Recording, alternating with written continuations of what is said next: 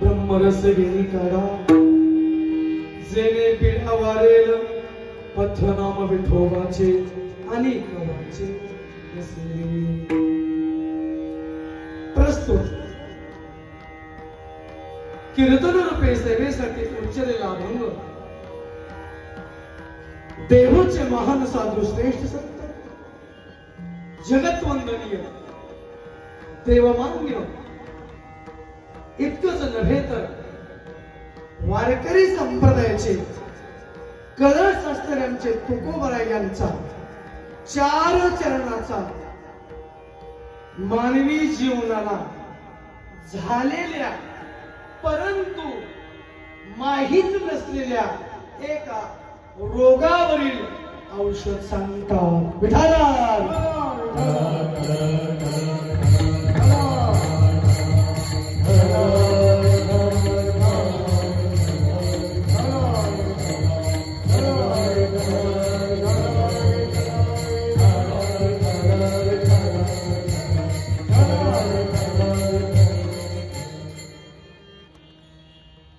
गेल्या 21 वर्ष झालं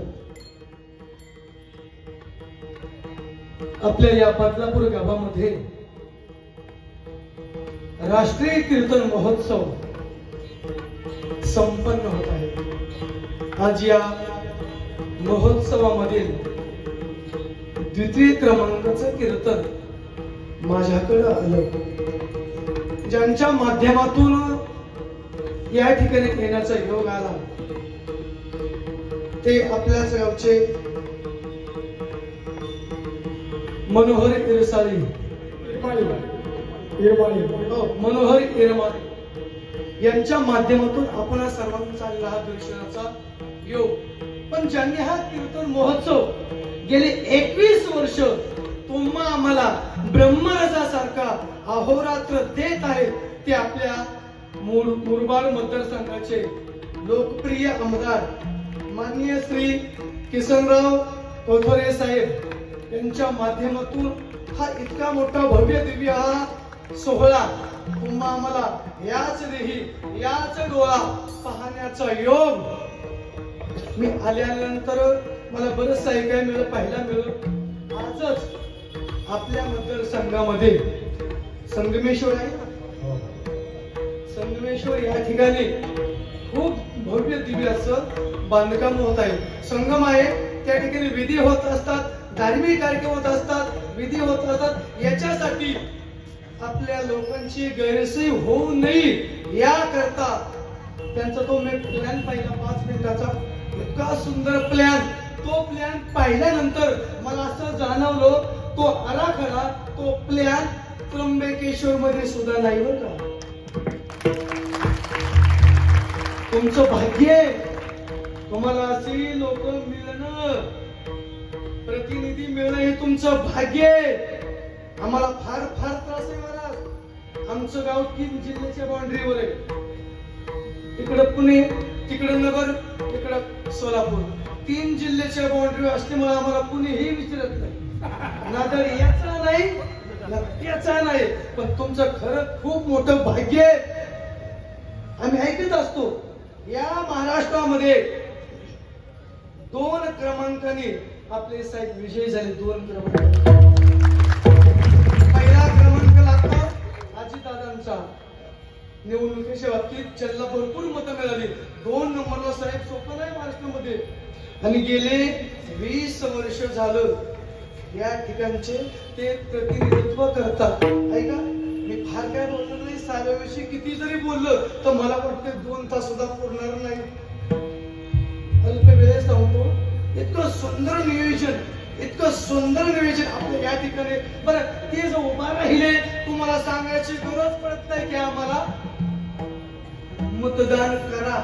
गरज पडत नाही. याच्यावरच कळतं किती विकायचं. मी एक टोकाचं वाक्य बोलू का. मला इथं आल्यानंतर फक्त असं जाणवलं साहेबांचा परमार्थ 80% आणि राजकारण फक्त 20%.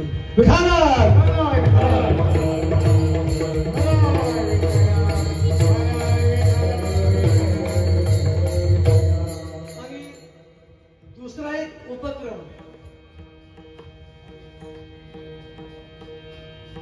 माळशेज घाटाच्या पायथ्याजवळ जे सवर्णे गाव आहे, सवर्णे गाव, त्या गावामध्ये वारकऱ्यांना करता भव्य दिव्य बांधकामाचं नियोजन चालू. पंढरपूरच्या दिशेने चालले असतील, आळंदीच्या दिशेने चालले असतील, आपला मतदारसंघ, आपले वारकरी जात असताना त्यांचा हाल होऊ नये म्हणून जागोजागी ठिकाणी बांधकामाचं नियोजन, त्यांचं अन्नदान असेल, चहापासून नाश्त्यापासून जेवणापासून सर्वच्या सर्व जबाबदारी तुमच्या प्रतिनिधींची आहे. हे तुमचं खूप मोठं भाग्य की अशी तुम्हाला मिळाली प्रतिनिधी. गेले 21 वर्ष झालं या ठिकाणी सप्ताह होत आहे. या सप्ताहासाठी व्यासपीठ चालक, मृदंगाचार्य, पेटी मास्तर, गायक वृंद, आमचे अजय भोईर असतील, वैभव ठाकरे साहेब मृदंगाचार्य असतील, मारुती महाराज असतील, मच्छंद महाराज असतील, अनेक अनेक सर्व मान्यवर असतील. कुणाचं नाव घ्यायचं असेल तर माफ करा.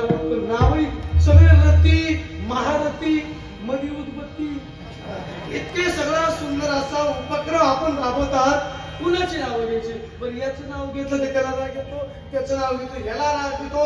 हा सर्वांच्या शरणी नतमस्तक आणि सेवेला सुरुवात.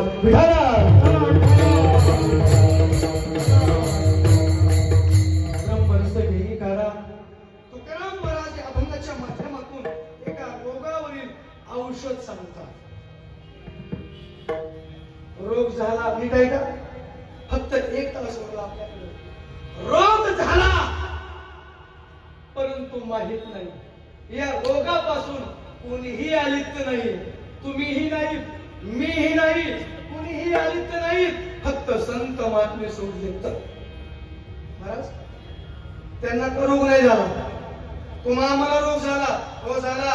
त्यांना अजिबात नाही, त्यांना रोग अजिबात झालाच नाही. का हो सांगताय?